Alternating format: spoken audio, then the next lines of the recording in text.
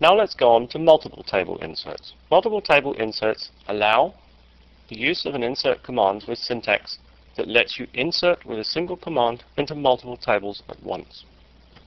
Here is the syntax for the multiple table insert command. The syntax is such that we say insert into tables based on when conditions.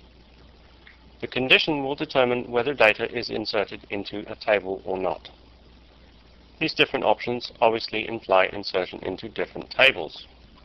So the condition determines which table we insert data into.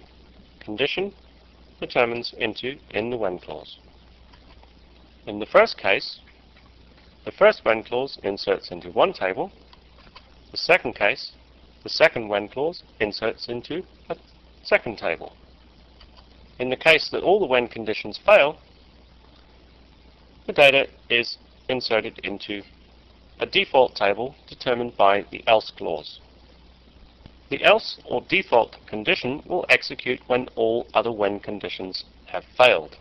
The multiple table insert statement is a little bit like a case statement. We have the option of first or all. We have to understand the concept that we're inserting into multiple tables for a large number of rows. In other words, not a single row.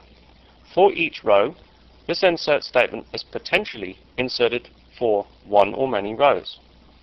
The first option will cause the insert statement to pass to the next row when a when condition succeeds.